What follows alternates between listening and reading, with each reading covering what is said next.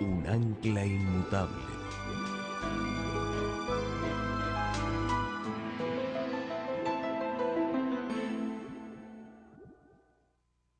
Antes de entrar a nuestro estudio esta tarde, queremos pedir que Dios nos acompañe, así que les pido que junto conmigo inclinen sus rostros y vamos a orar a Dios. Nuestro Padre, te damos gracias una vez más por ser un Padre bondadoso, amoroso, que tienes todas las virtudes que debe tener un amante Padre. En esta tarde, al estudiar en cuanto a tu amor para con nosotros, te pedimos que tu Espíritu Santo se manifieste en este lugar. Ayúdanos a entender cuán maravilloso eres tú, para que podamos amarte cada día más. Bendícenos pues en el estudio de tu palabra, que no regrese a ti vacía. Te lo pedimos en el precioso nombre de tu Hijo, Cristo Jesús. Amén.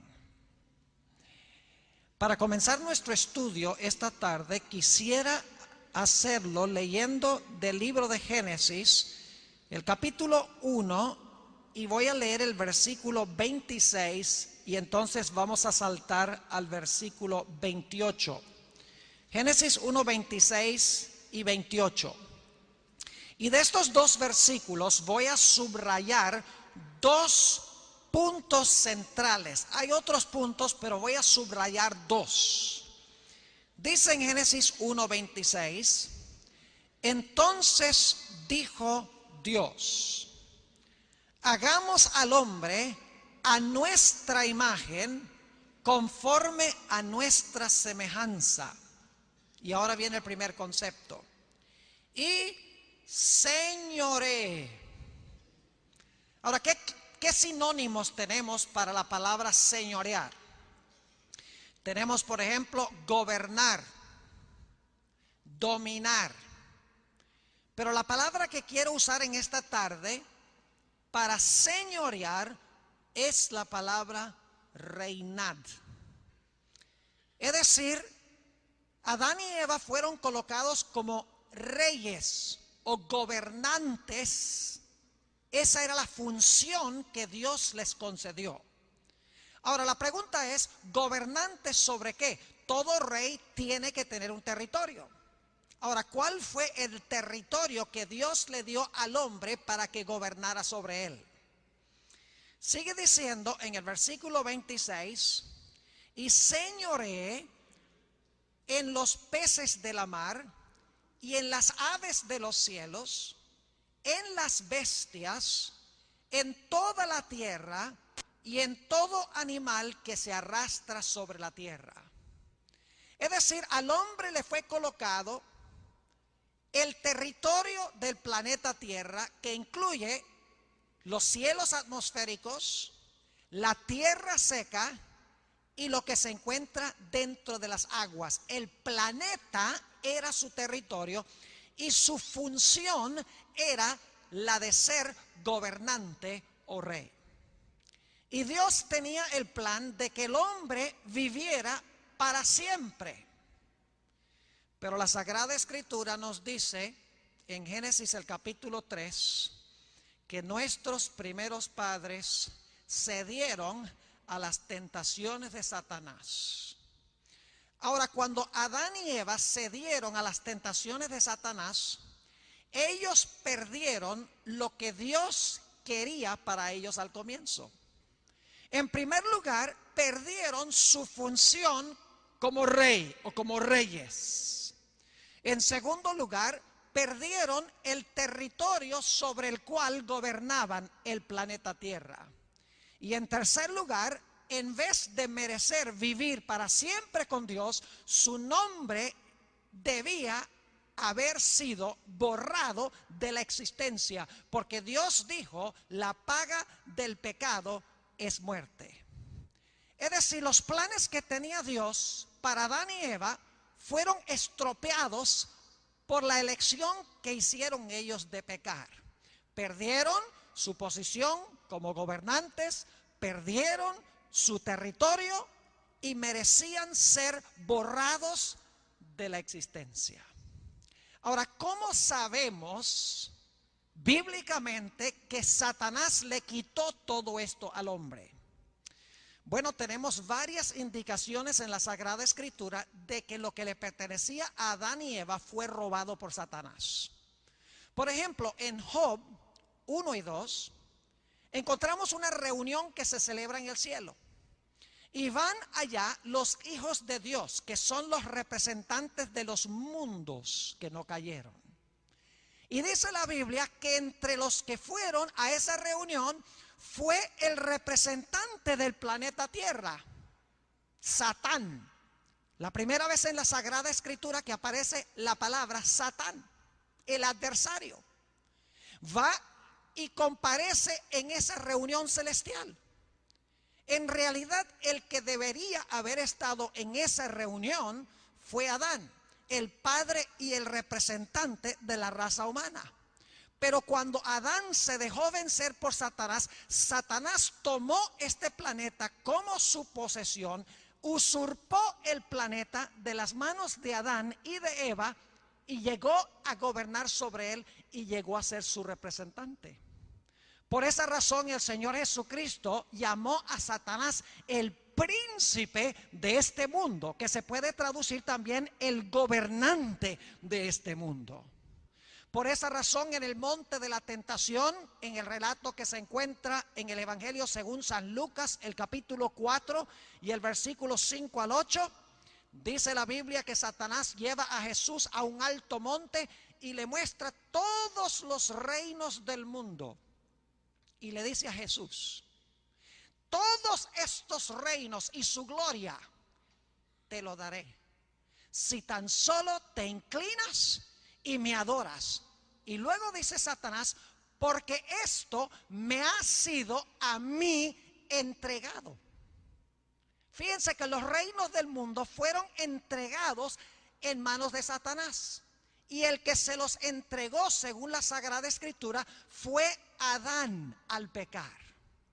Es decir, que lo que planeaba Dios, que el hombre fuera rey, que su territorio o esfera de dominio fuera la tierra, y que existiera para siempre en un estado de inocencia y santidad, se arruinó.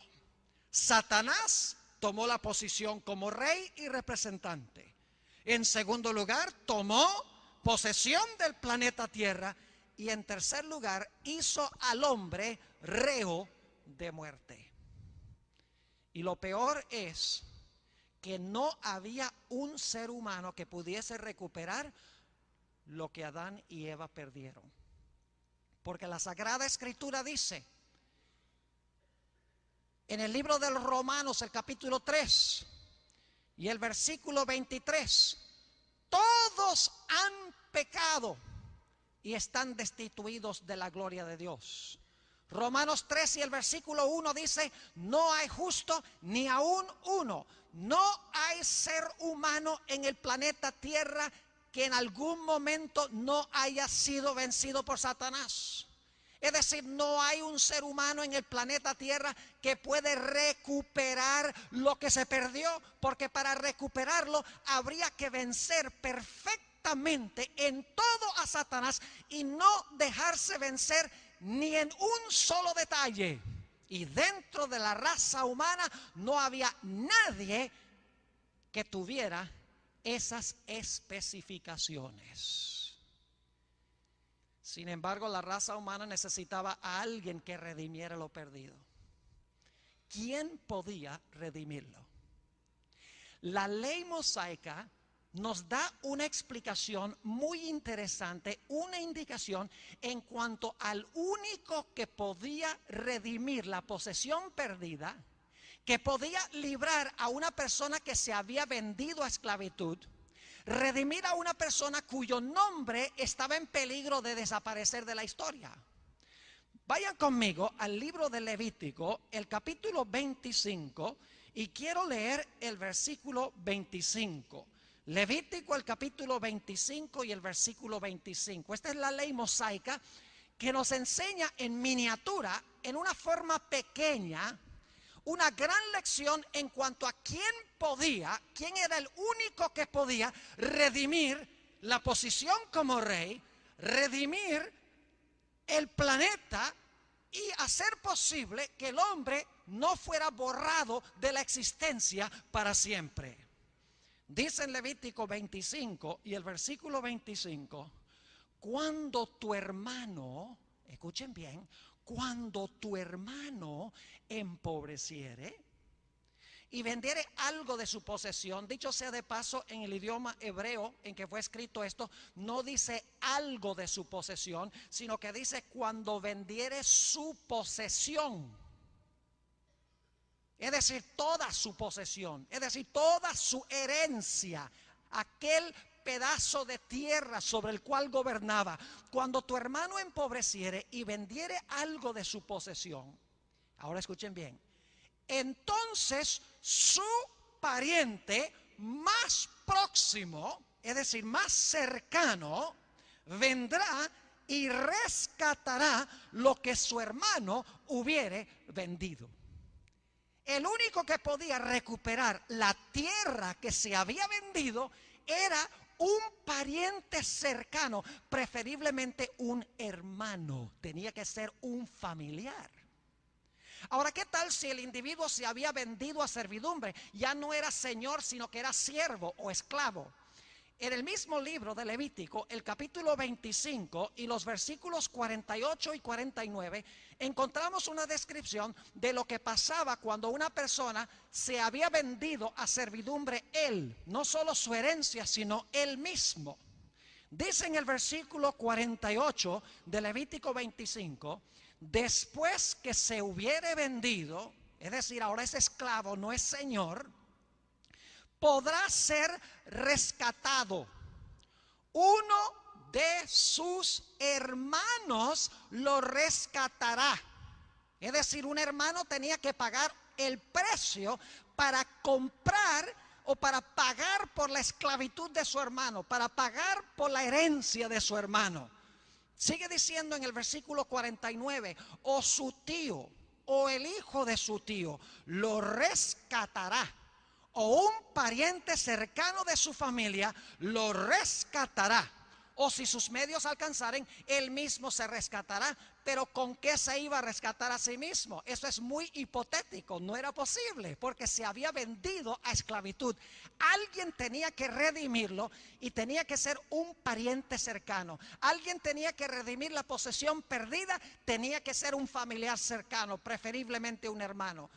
Ahora no voy a leer el texto, pero en el libro de Ruth, que vamos a estudiar mañana en la tarde, Dios mediante, el capítulo 4 y el versículo 5 dice que cuando el padre de la familia moría y había peligro de que el nombre familiar desapareciese de una vez para siempre de la historia, podía venir un pariente cercano para casarse con la esposa de ese hombre, para suscitar el nombre de ese individuo para que no desapareciera. Tres funciones. Primero, librar al que se había vendido como siervo, ya no era señor. Segundo, un pariente cercano que podía redimir la herencia o la posesión perdida. Número 3, un pariente cercano que pudiese perpetuar el nombre que estaba en peligro de desaparecer perpetuamente de la historia.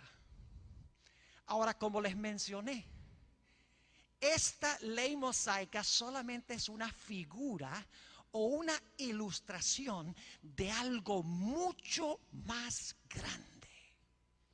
Porque es una ilustración en miniatura en la ley mosaica de la gran liberación que iba a venir a la raza humana. Era un ejemplo local que debía ilustrar a nivel universal quién podía recuperar la herencia perdida, el reino perdido y el nombre que parecía a punto de desaparecer, porque la Biblia dice que la paga del pecado es muerte. El hombre iba a ser borrado de una vez por todas del libro de la vida. El hombre necesitaba un campeón, un pariente cercano que pudiese cumplir esta responsabilidad. Pero el problema es que no había un ser humano que fuese pariente de otros seres humanos que hubiese vencido a Satanás, que no se hubiese vendido a esclavitud de él, que no hubiese vendido su herencia y que no mereciera que su nombre fuese extirpado de la historia. Ahora, el cumplimiento de esta escena del Antiguo Testamento, de la ley mosaica, se encuentra en 2 capítulos espectaculares del libro de Apocalipsis. Si tienen sus Biblias y pueden leer, está un poco oscuro, pero de todas maneras va a estar en la pantalla. Apocalipsis, el capítulo 4 y el capítulo 5 van a ser nuestros capítulos de atención especial en esta tarde. Y recuerden que Apocalipsis 4 y 5 está hablando del cumplimiento de la sombra que se encontraba en la ley mosaica. Es decir, lo que estaba en la ley mosaica era un modelo en miniatura, era una ilustración pequeña de lo que iba a suceder a nivel universal para recuperar lo que Adán y Eva perdieron originalmente. Ahora, no tenemos tiempo de estudiar en detalle Apocalipsis 4. Así que les voy a describir lo que tiene el capítulo y solamente vamos a leer el versículo 11 del capítulo 4. Pero escuchen la descripción, ustedes pueden leerlo en su tiempo libre. En Apocalipsis 4 hay un trono que está colocado en el cielo. En el trono hay uno que está sentado. Inmediatamente alrededor del trono se encuentran 4 seres vivientes que se identifican en el libro de Ezequiel, capítulo 10 y 11, como los 4 querubines que rodean el trono de Dios. Es decir, son los comandantes de las huestes angélicas y son los guardianes del arca del pacto que representa el trono de Dios. Están inmediatos, en otras palabras, al trono de Dios estos 4 seres vivientes. Un poco más allá de los 4 seres vivientes se encuentran unos personajes que se describen como los 24 ancianos. Es decir, en Apocalipsis 4 ustedes leen todo el capítulo y van a encontrar que allí solamente está uno sentado en el trono, que vamos a ver que es Dios el Padre. Inmediatamente alrededor del trono están los 4 seres vivientes, que son los 4 querubines que rodean el trono de Dios, los comandantes de las huestes angélicas. Y luego, un poco más afuera del círculo, se encuentran los 24 ancianos que identificaremos un poco más tarde en nuestro estudio. Ahora, lo extraño en Apocalipsis 4 no es quiénes están presentes, sino quienes están ausentes. Porque al leer Apocalipsis 4 nos damos cuenta que no hay ni una sola mención de ángeles. Los ángeles no están. Y uno dice, ¿qué se hicieron todos los ángeles en Apocalipsis 4? Están los 4 querubines, están los 24 ancianos, está el Padre sentado en el trono, pero no están los ángeles. Otro asunto extraño de Apocalipsis 4, otra persona que está ausente, es que no está Jesús en ninguna parte del capítulo 4. Solamente se encuentra Dios el Padre rodeado de los 24 ancianos y de los 4 seres vivientes. Y uno dice, bueno, en esta escena, ¿dónde están los ángeles y dónde está Jesús? Leamos el capítulo 4 y el versículo 11 para ver la alabanza que le tributan los 24 ancianos y los 4 seres vivientes al que está sentado en el trono. Dice en el versículo 11, Señor, digno eres de recibir la gloria y la honra y el poder. ¿Por qué razón? Porque tú creaste todas las cosas y por tu voluntad existen y fueron creadas. Noten que el motivo de la alabanza en Apocalipsis el capítulo 4 y el versículo 11 de los 4 seres vivientes y de los 24 ancianos es que el que está sentado en el trono es el creador. No se dice nada de que sea el redentor, se dice que es el creador, y los seres celestiales le tributan honra, gloria y alabanza. La escena de Apocalipsis 4 continúa en el siguiente capítulo. Vamos a Apocalipsis 5, el versículo 1. Y en la mano, fíjense que la conjunción y conecta el capítulo 4 y el capítulo 5. Es una continuación de lo que encontramos en el capítulo 4. Dice, y vi en la mano derecha del que estaba sentado en el trono un libro escrito por dentro y por fuera, sellado con 7 sellos. Ahora necesito explicarles algo en cuanto a este libro. No es un códice como los que tenemos nosotros, donde volteamos las páginas. La palabra que se usa aquí describe un pergamino. La palabra griega biblion es un pergamino, es decir, es un libro que se enrolla. Y este rollo, según dice el versículo 1, está sellado con 7 sellos. Es decir, mientras el rollo o el pergamino está sellado, es imposible leer lo que está dentro del pergamino o dentro del rollo. Y noten lo que dice el versículo 2. Y vi a un ángel fuerte que pregonaba a gran voz: ¿quién es digno de abrir el libro y desatar sus sellos? Es decir, hay una persona que se le ha delegado la responsabilidad de romper los sellos y abrir el rollo. Y se hace la pregunta, ¿quién es digno? ¿A quién se le ha calificado para desatar los sellos y para abrir este rollo? Y ahora de repente se forma una calamidad de proporciones universales. Porque aparentemente no hay nadie, ni en el cielo, ni en la tierra, ni debajo de la tierra, que pueda romper los sellos, abrir el libro para revelar su contenido. Y dice la Biblia, ni siquiera hay nadie que pueda mirar ese rollo. Leámoslo en los versículos 3 y 4. Y ninguno, ni en el cielo, ni en la tierra, ni debajo de la tierra. No, Gabriel no puede. No, Enoc no puede. No, Elías no puede. No, Moisés no puede. Nadie en el cielo, no hay un ángel que pueda abrir el rollo. Ni siquiera Dios el Padre puede romper los sellos y abrir ese rollo o ese pergamino. Tampoco hay nadie en la tierra. Hubo muchos héroes muy grandes en la tierra: Abraham, Isaac, Jacob, David, Jeremías, Isaías, Nehemías, Elías. Pero no hay ni uno solo en el planeta Tierra que pueda romper los sellos, abrir el rollo, ni siquiera de mirar el rollo.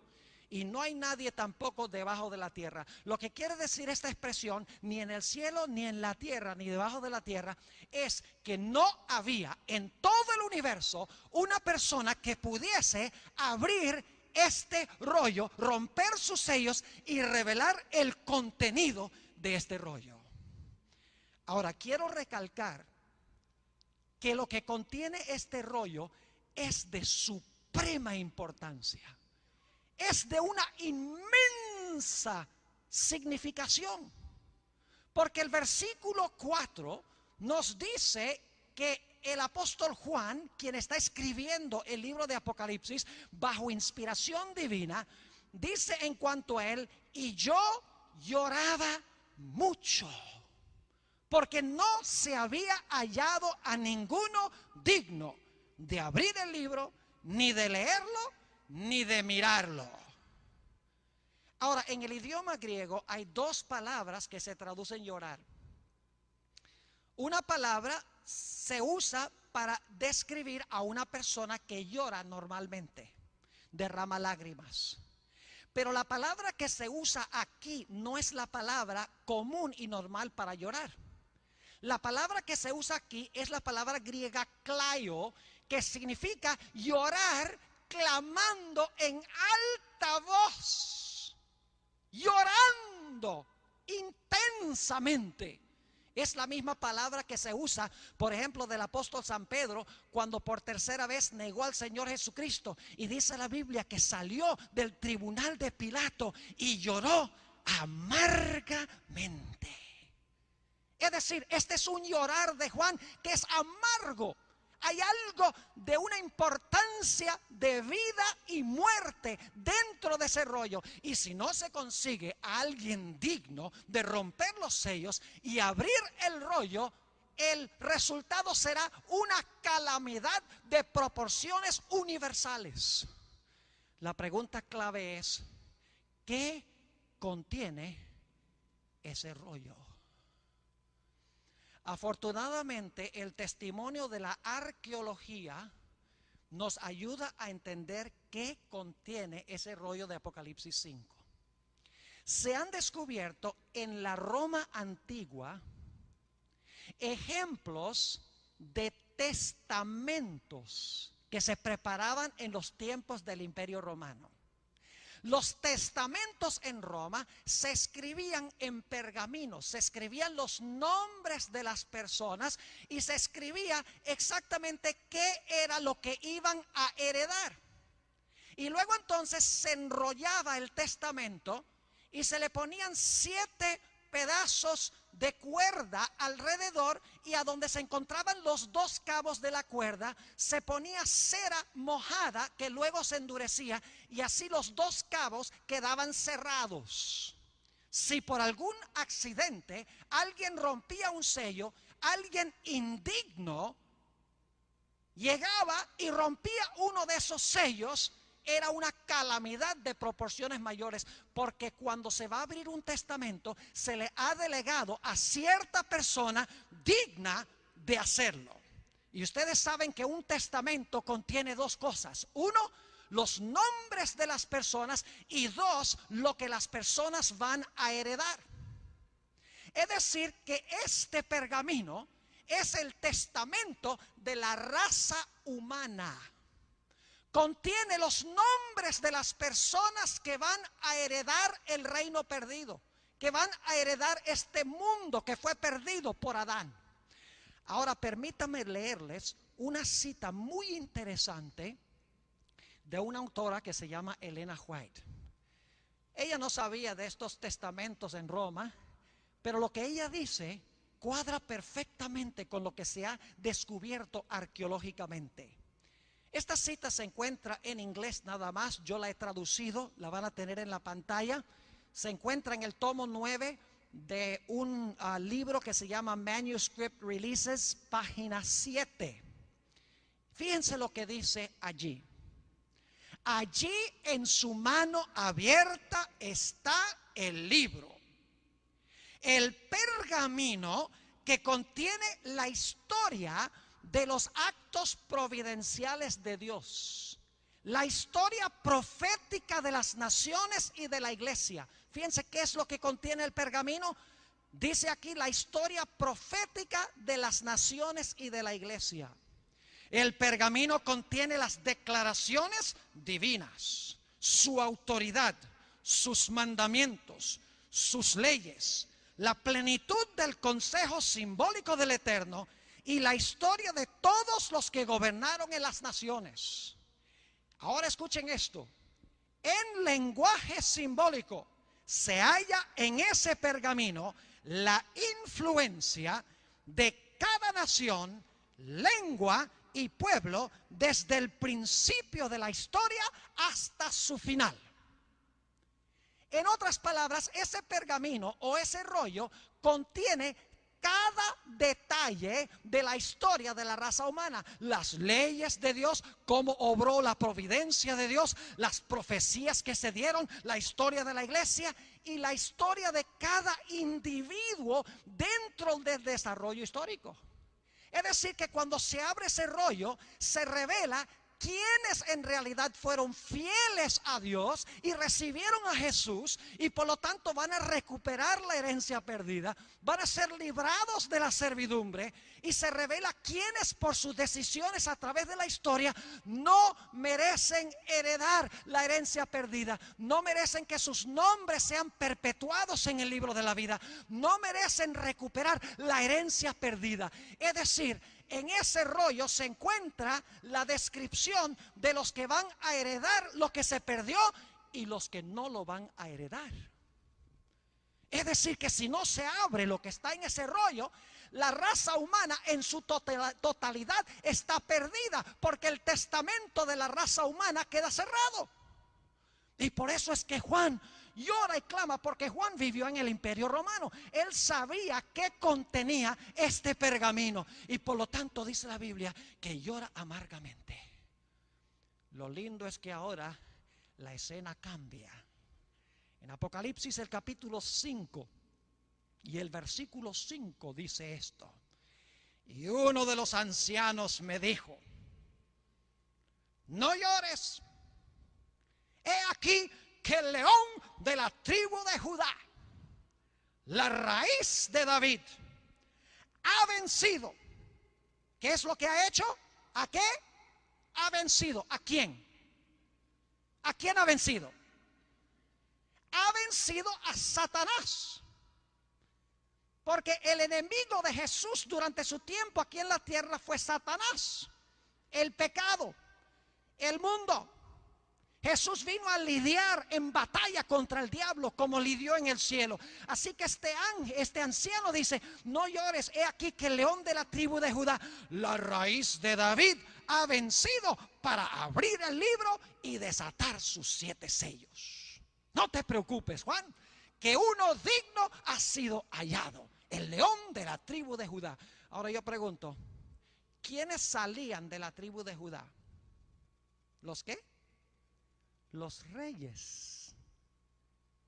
Es decir, que el león de la tribu de Judá va a recuperar ¿qué cosa? El reino que se perdió, porque ha vencido, porque ha saqueado al reino del enemigo. Ahora, como león de la tribu de Judá, él tiene derecho a tomar el reino, a tomar el territorio y a reinar con sus súbditos que recibieron al Señor Jesucristo. Ahora, lo lindo es que cuando el Cordero se presenta allí, y fíjense que en el capítulo 4 el Cordero no estaba. Ahora en el capítulo 5 llega el Cordero. Qué interesante. Capítulo 4 está uno sentado en el trono, Dios el Padre, los 4 querubines, los 24 ancianos, los ángeles no están, el Hijo no está. En el capítulo 5 se ve el libro. Ahora de repente llega el león de la tribu de Judá, pero cuando llega no se presenta como león, sino se presenta de una forma bien rara, bien extraña. Noten el versículo 6. Y miré y vi que en medio del trono y de los 4 seres vivientes y en medio de los ancianos estaba en pie un cordero como inmolado.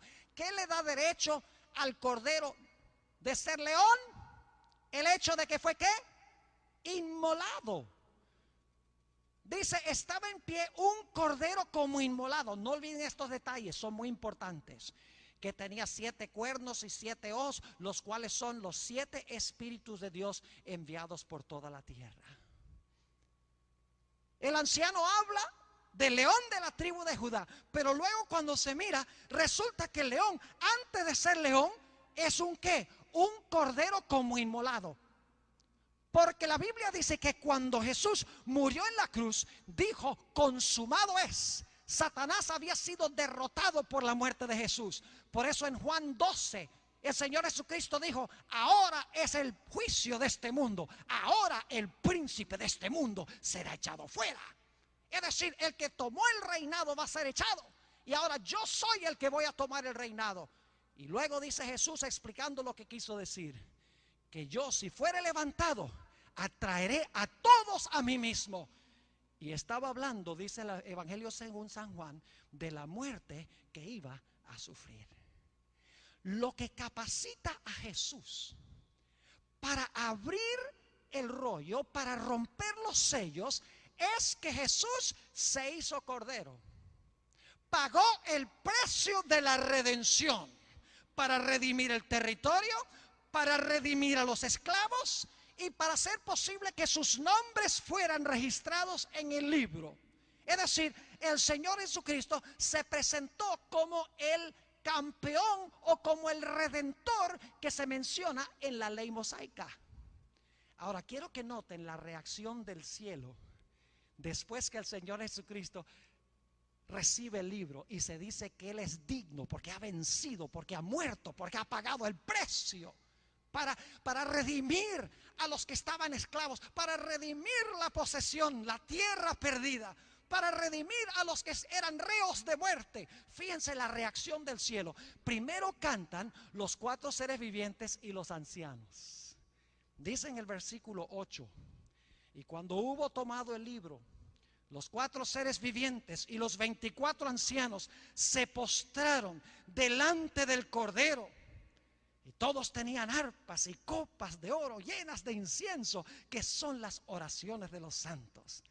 Y cantaban un nuevo cántico diciendo: digno eres de tomar el libro y de abrir los sellos, porque tú fuiste inmolado y con tu sangre nos has redimido para Dios de todo linaje y lengua y pueblo y nación. Digno eres de abrir el rollo, porque fuiste inmolado y nos has redimido, nos has librado, has comprado la herencia perdida, has comprado la libertad, has hecho posible que nuestros nombres sean escritos en el libro de la vida, que no sean borrados. Pero la alabanza no termina con los 4 seres vivientes y con los 24 ancianos. Continúa luego con la hueste angelical. Vean qué interesante. Ahora aparece en el capítulo 5 la hueste angelical. La pregunta es: ¿dónde estaban? En unos momentos les voy a decir de qué ocasión histórica está hablando Apocalipsis 5, porque esto sucedió en cierto momento histórico. Pero primero vamos a leer los versículos 11 y 12, la alabanza de los seres celestiales ahora, los ángeles. Dice: y miré y oí la voz de muchos ángeles alrededor del trono y de los seres vivientes y de los ancianos, y su número era millones de millones, que decían a gran voz: el Cordero que fue inmolado es digno de tomar el poder, las riquezas, la sabiduría, la fortaleza, la honra, la gloria y la alabanza. Pero la alabanza no termina allí. Ahora se va a unir todo el universo en una canción de alabanza al Cordero. El versículo 13 dice: y a todo lo creado que está en el cielo y sobre la tierra y debajo de la tierra y en el mar, y a todas las cosas que en ellos hay, oí decir al que está sentado en el trono y al Cordero, sea la alabanza, la honra, la gloria y el poder por los siglos de los siglos. Todo el cielo, la tierra y el universo se unen en alabar al que está sentado sobre el trono y alabar al Cordero. Pero alaban al Cordero porque es el Redentor, mientras que en el capítulo 4 alababan al Padre como el Creador. Ahora mi pregunta es: ¿qué ocasión histórica están describiendo estos versículos de Apocalipsis 5? Ustedes me van a perdonar, espero, por leer una cita bastante larga que encontramos en un libro que es uno de mis favoritos. Se llama El deseado de todas las gentes, una biografía de Cristo escrita por Elena White. Ahora debo decirles algo en cuanto al deseado de todas las gentes. No es solo una biografía de Cristo, es en realidad una filosofía de la historia, donde se relata el ministerio de Jesús, la muerte de Jesús, desde la perspectiva del gran conflicto entre Cristo y Satanás. La batalla pueden leer El deseo de todas las gentes y van a encontrar en casi cada página que Satanás está haciendo algo y Jesús está respondiendo de otra manera. No es como leer los evangelios, no es como leer otro libro biográfico de Jesús, porque los otros libros lo que hacen es describir lo que hizo Jesús durante su ministerio. Elena White se mete detrás del telón y ve que los eventos en la vida de Jesús en realidad son repercusiones de una controversia invisible de Satanás en contra de Jesús. En El deseo de todas las gentes, página 772, describe Elena G. de White la ascensión de Jesús al cielo 40 días después de su resurrección.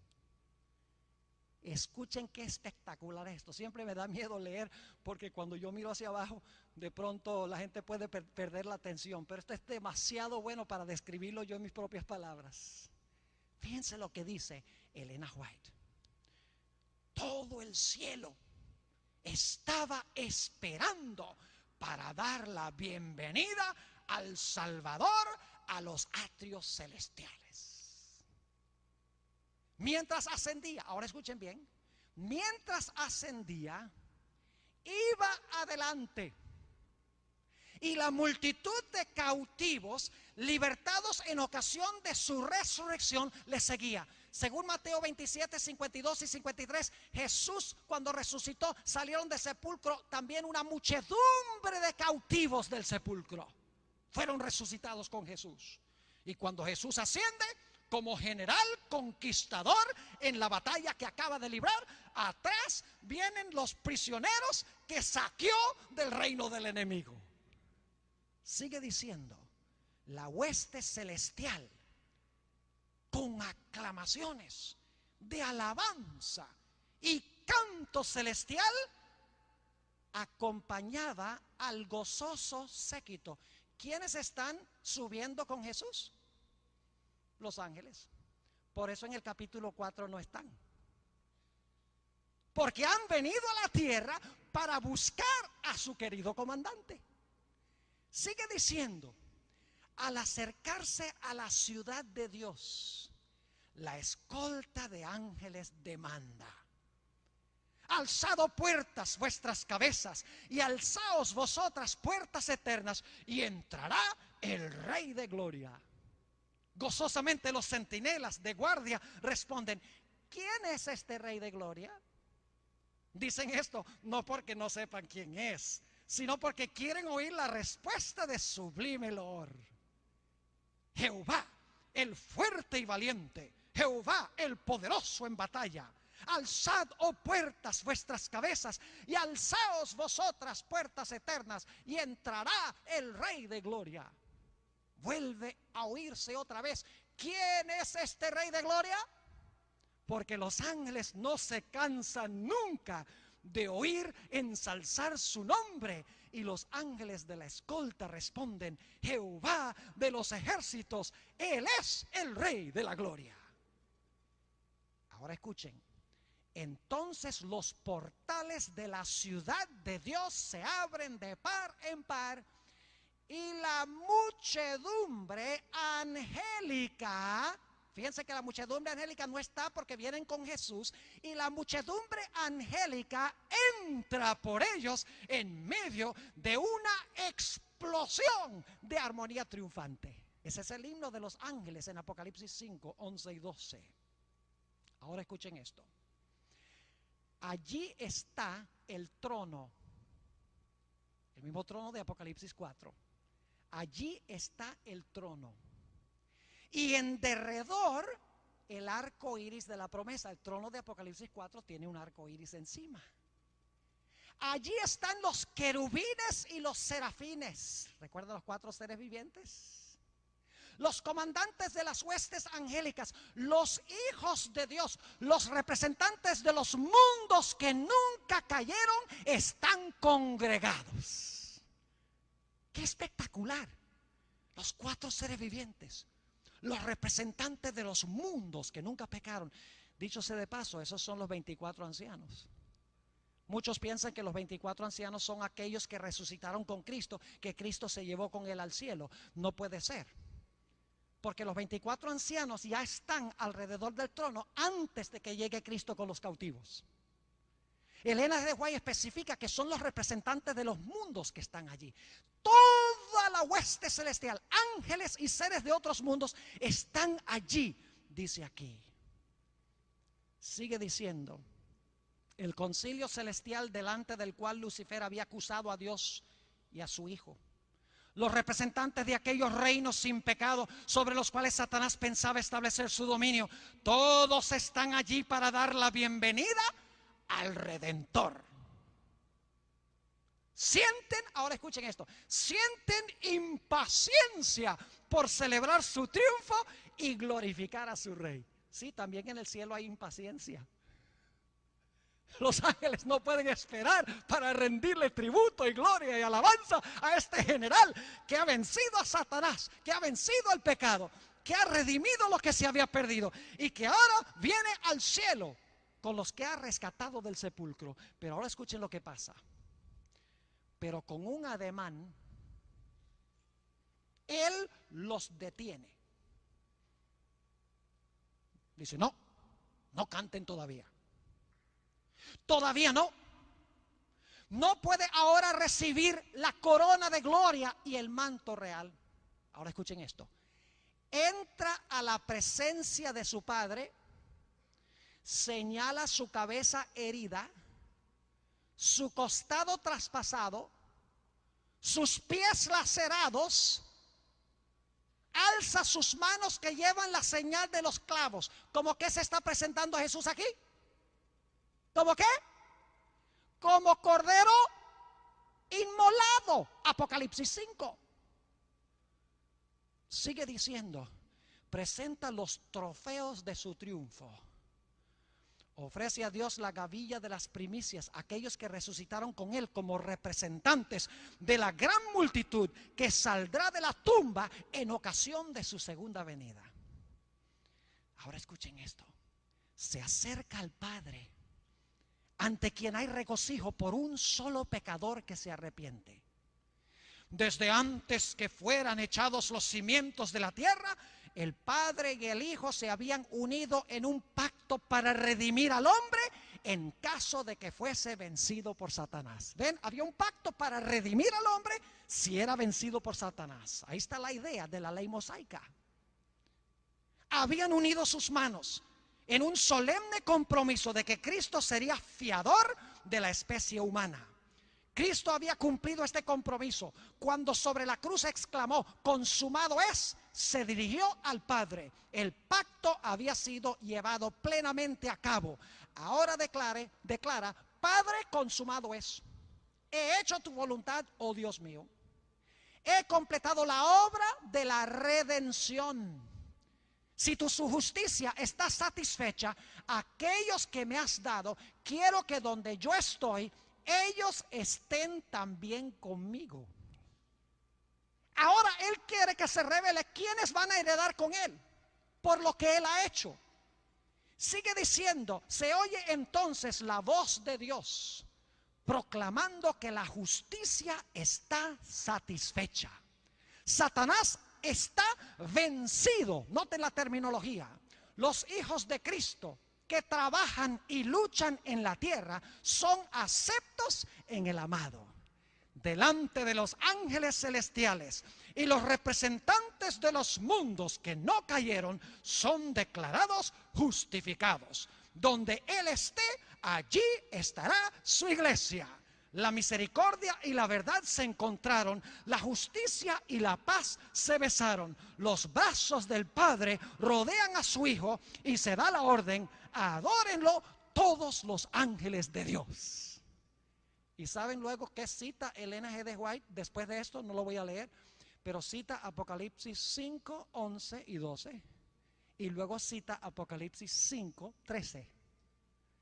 Es decir, esta ocasión que se describe en Apocalipsis 5 es el momento cuando Jesús ascendió al cielo, habiendo recuperado lo que el hombre perdió, habiendo recuperado el reino perdido, habiendo recuperado la posición como rey para devolverle al ser humano, habiendo hecho posible que nuestros nombres quedaran registrados en el libro de la vida a pesar de nuestros pecados. Ahora, no puedo terminar en esta tarde sin volver otra vez a Apocalipsis 5 y luego ir a Apocalipsis 22, porque aquí viene el punto más importante. Apocalipsis 5, y quiero leer otra vez el versículo 5. Y uno de los ancianos me dijo: no llores, he aquí que el león de la tribu de Judá, ahora escuchen esto, la raíz de David, ha vencido para abrir el libro y desatar sus sellos. Jesús es llamado la raíz de David. Ahora vayan conmigo a Apocalipsis 22 y el versículo 16. Muy importante este texto. Apocalipsis, el capítulo 22 y el versículo 16.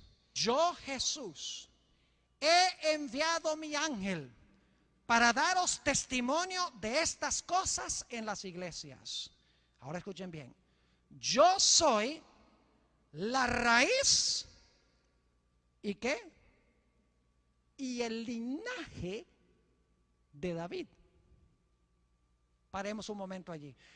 La gente me pregunta a mí: ¿cómo, pastor, consigue usted todas las cosas que consigue en la Biblia? ¿Saben cómo? Yo leo un texto y luego pienso sobre el texto por 10 minutos. Reflexiono sobre el texto. No es suficiente leerlo. Hay que leer un pasaje y decir: ¿cuándo esto está describiendo? ¿Cuándo pasó esto? ¿Por qué se dice de esta manera? ¿Dónde sucedió esto? ¿A qué se está refiriendo? Es decir, cuando leemos la Biblia, debemos reflexionar sobre la Biblia. Nada más leerla no es suficiente. Ahora, yo no sé si ustedes notaron algo interesante. Aquí dice que Jesús es la raíz y el linaje de David. Les hago una pregunta. ¿Creen ustedes que yo puedo ser al mismo tiempo padre de mi hijo e hijo de mi hijo? Y ustedes dicen: qué pregunta tan ridícula. ¿Cómo el pastor Bor dice que si él puede ser padre de su hijo y también hijo de su hijo? Obvio que eso es imposible. Pero Apocalipsis 22, 16 nos está diciendo que Jesús es la raíz de David y también el linaje. Es el padre de David y el hijo de David. Lo mismo sucede con Abraham. La Biblia dice que Jesús es el linaje de Abraham, pero Jesús dijo: antes que Abraham fuese, yo soy. Es decir, Jesús es el padre de Abraham y el hijo de Abraham. Es el padre de David y el hijo de David. Es la raíz de David y el linaje de David. ¿Por qué razón? Porque Jesús es el padre de David como Dios, mientras que es el hijo de David como hombre. ¿Recuerdan la ley mosaica?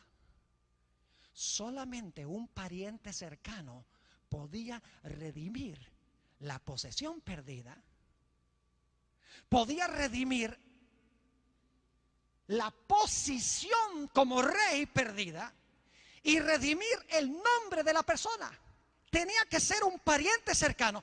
Pero Jesús, siendo Dios en el cielo, no era nuestro pariente cercano, porque Él era Dios y nosotros éramos seres humanos. Por esa razón Jesús descendió del cielo y tomó carne de nuestra carne y hueso de nuestro hueso. Por eso dice en Hebreos 2 y el versículo 11 que el Señor Jesucristo no se avergüenza de llamarnos hermanos. Como no había nadie dentro de la raza humana que recuperaba el territorio perdido, que recuperara la posición de reinado perdido, que pudiera ser posible que nuestros nombres no fueran borrados del libro de la vida, como todos los seres humanos fueron derrotados, Jesús, quien es Dios, el padre de Abraham y el padre de David, vino a esta tierra, llegó a ser el hijo de Abraham, el hijo de David, para que pudiera ser nuestro pariente, hueso de nuestro hueso, carne de nuestra carne, sangre sangre de nuestra sangre para redimir lo que se había perdido.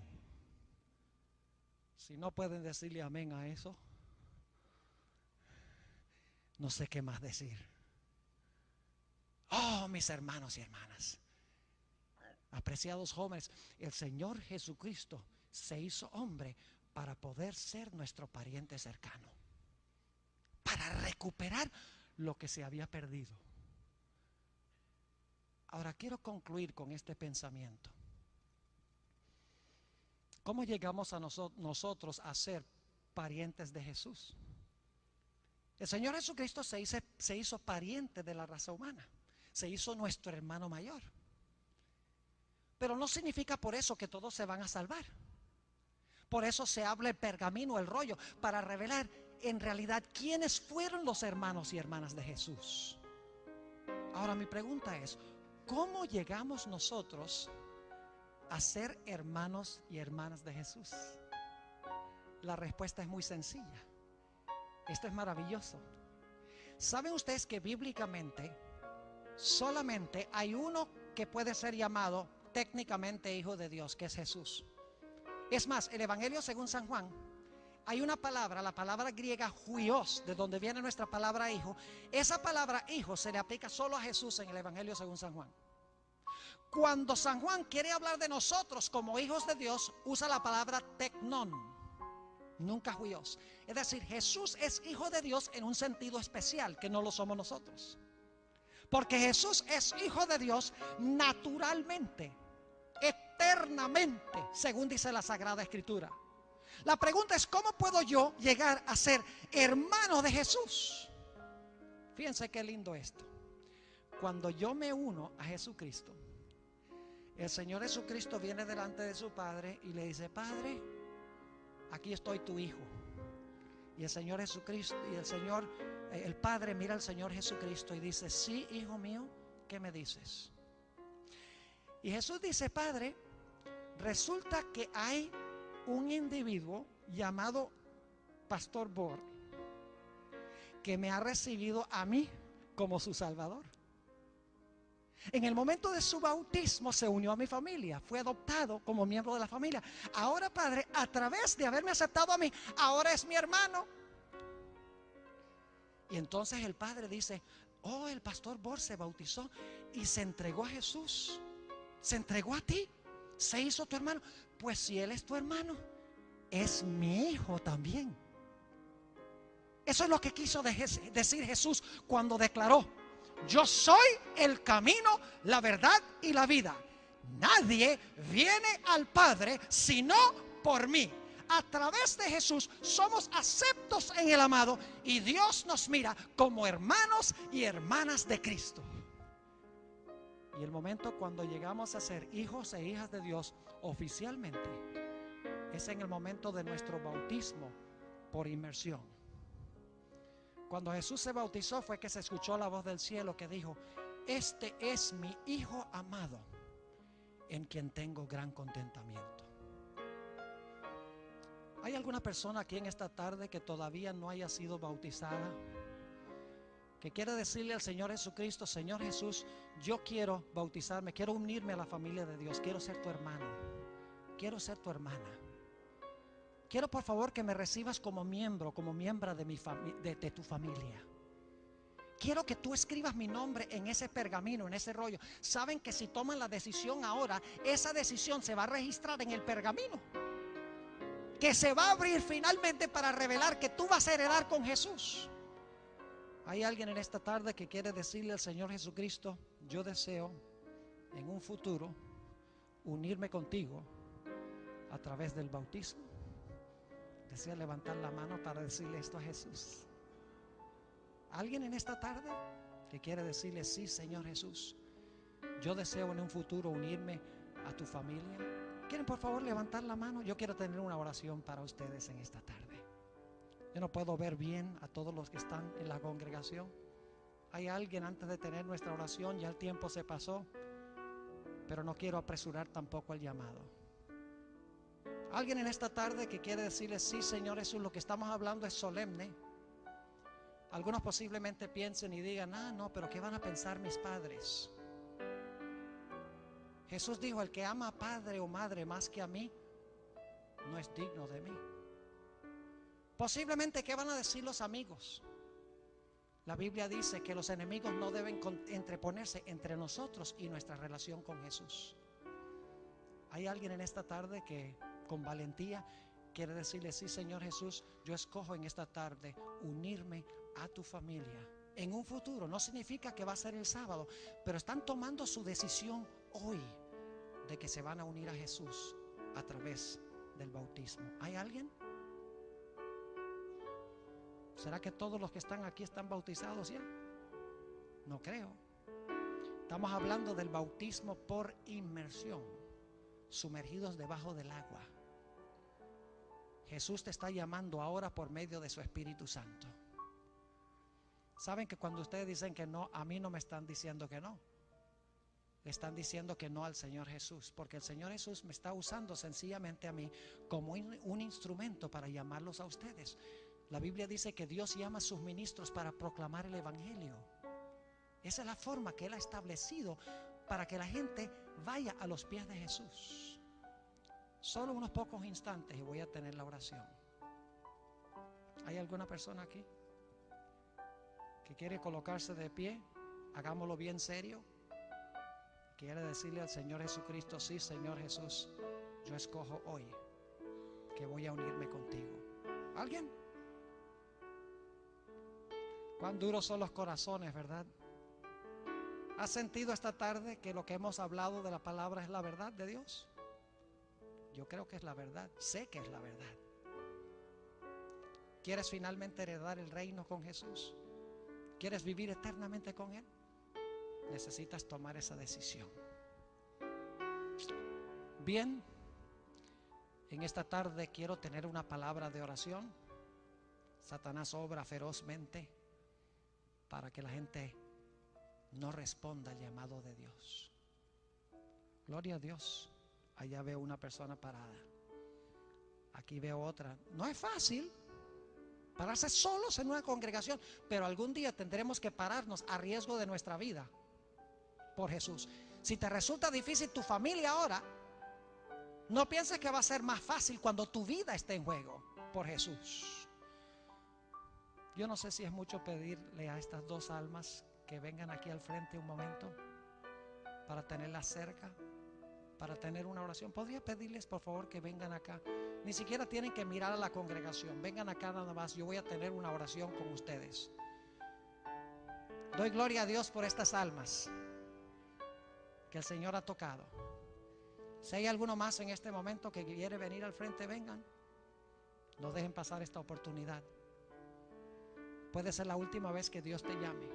Yo podría contarles historias, pero no voy a tomar el tiempo para hacerlo. Señor te bendiga, Dios te bendiga. Han hecho la mejor elección hoy. Gloria al Señor.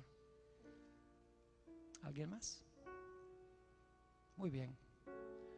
Voy a tener una palabra de oración. Si durante la oración hay alguien más aquí que quiere colocarse de pie donde quiera que esté, pido que por favor lo haga. No salgan de este lugar sin tomar una decisión. Oremos. Padre, te damos gracias porque enviaste a Jesús a este mundo. Cuando perdimos todo, gracias porque enviaste a Jesús para recuperarlo todo.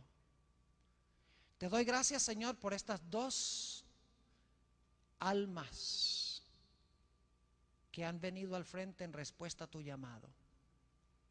No es fácil, pero tú has dicho que el que se avergüence de ti, tú te avergonzarás de él o de ella. Te pido, Señor, que muy pronto, después de prepararse, estas queridas almas tuyas puedan sellar su pacto con Jesús a través del bautismo. Y Señor, en este momento te ruego por aquellas personas que están en esta congregación. El Espíritu Santo les está hablando. Saben que deben responder, tienen una lucha intensa en su corazón. Te ruego, Señor, que en este momento tú les des también la valentía de pararse y decirle: sí, Señor Jesús, yo también escojo este día unirme contigo como mi Salvador, mi Señor, mi hermano, como miembro de tu familia. Te doy gracias, Señor, por la forma en que obras. Te pido, Señor, que sigas trabajando en los corazones de las personas que están reunidas acá. Hay muchas que todavía no han sido bautizadas. Te ruego que antes que termine esta semana tu Espíritu Santo las persuada, las convenza de hacer una entrega completa a Jesús.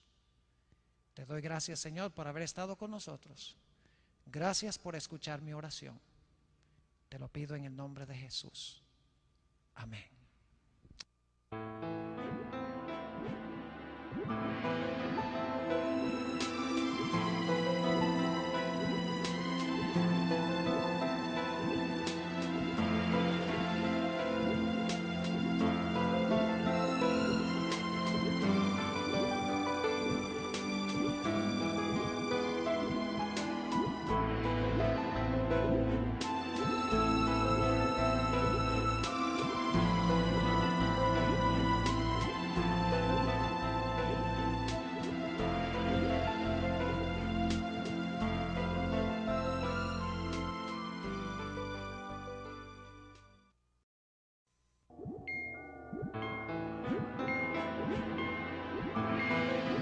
Un ancla inmutable.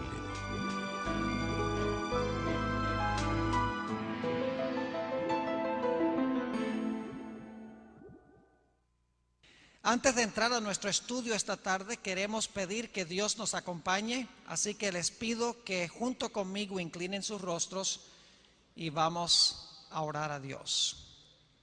Nuestro Padre, te damos gracias una vez más por ser un Padre bondadoso, amoroso, que tienes todas las virtudes que debe tener un amante padre. En esta tarde, al estudiar en cuanto a tu amor para con nosotros, te pedimos que tu Espíritu Santo se manifieste en este lugar.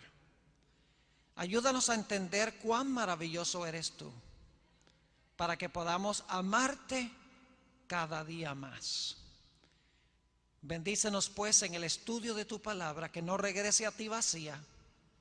Te lo pedimos en el precioso nombre de tu Hijo, Cristo Jesús. Amén.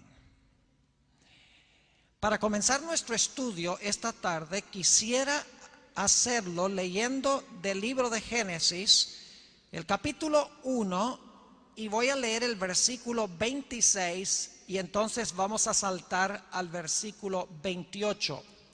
Génesis 1, 26 y 28. Y de estos dos versículos voy a subrayar dos puntos centrales. Hay otros puntos, pero voy a subrayar dos.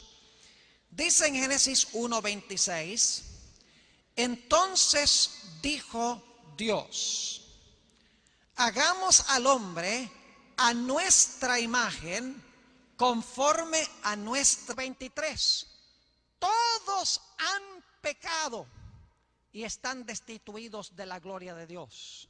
Romanos 3 y el versículo 1 dice, no hay justo ni aún uno. No hay ser humano en el planeta Tierra que en algún momento no haya sido vencido por Satanás. Es decir, no hay un ser humano en el planeta Tierra que puede recuperar lo que se perdió, porque para recuperarlo habría que vencer perfectamente en todo a Satanás y no dejarse vencer ni en un solo detalle. Y dentro de la raza humana no había nadie que tuviera esas especificaciones. Sin embargo, la raza humana necesitaba a alguien que redimiera lo perdido. ¿Quién podía redimirlo? La ley mosaica nos da una explicación muy interesante, una indicación en cuanto al único que podía redimir la posesión perdida, que podía librar a una persona que se había vendido a esclavitud, redimir a una persona cuyo nombre estaba en peligro de desaparecer de la historia. Vayan conmigo al libro de Levítico, el capítulo 25, y quiero leer el versículo 25.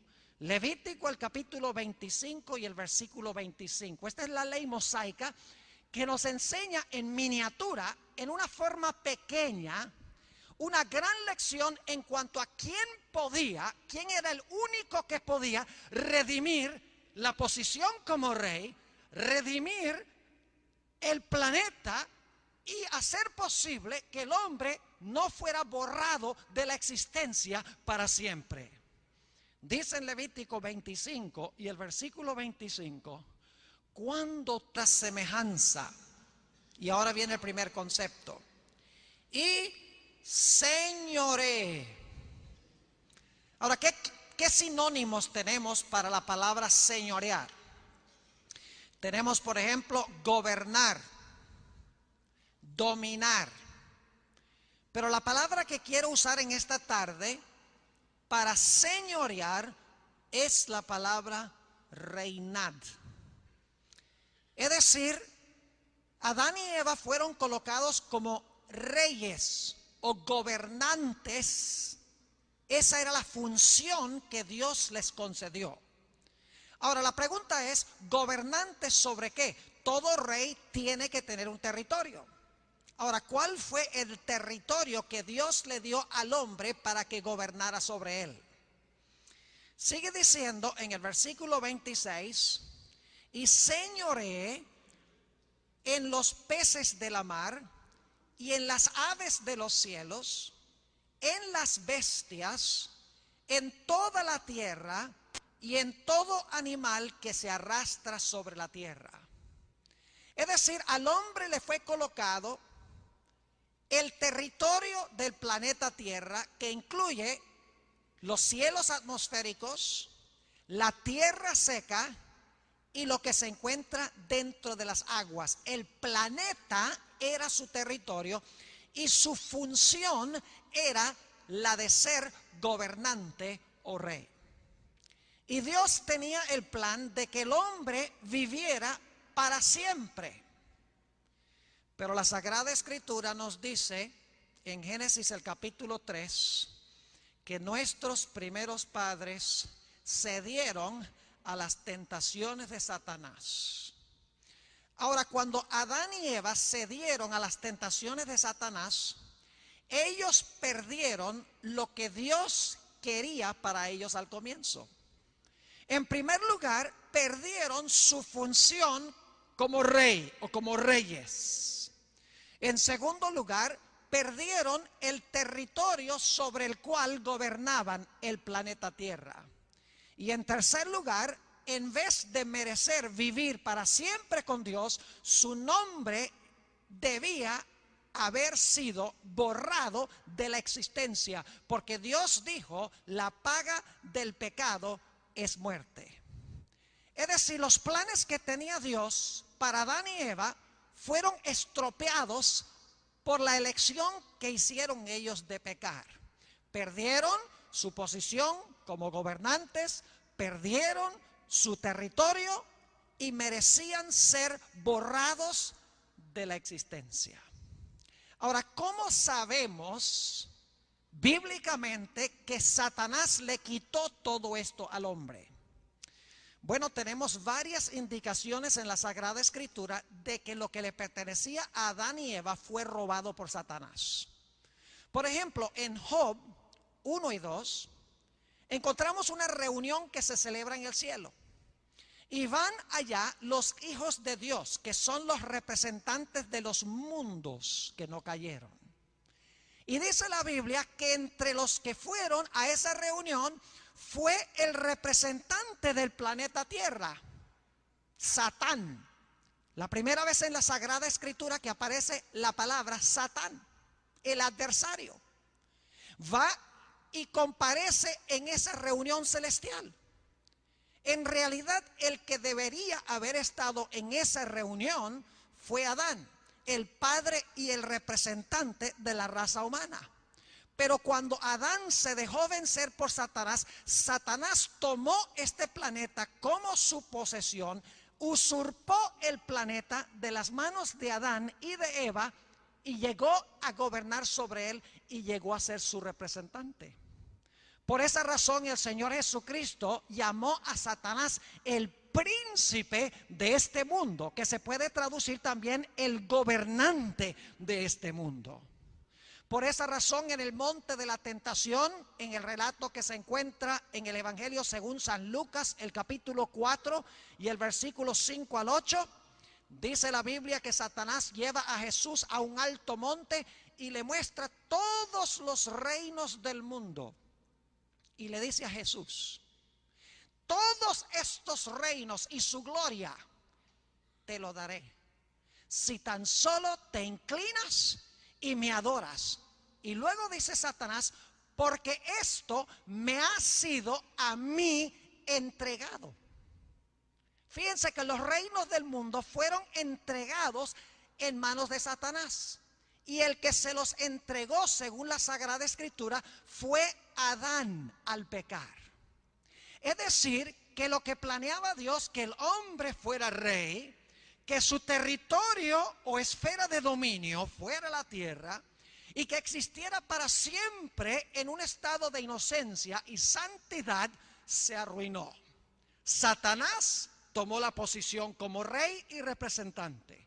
En segundo lugar, tomó posesión del planeta Tierra. Y en tercer lugar, hizo al hombre reo de muerte. Y lo peor es que no había un ser humano que pudiese recuperar lo que Adán y Eva perdieron. Porque la Sagrada Escritura dice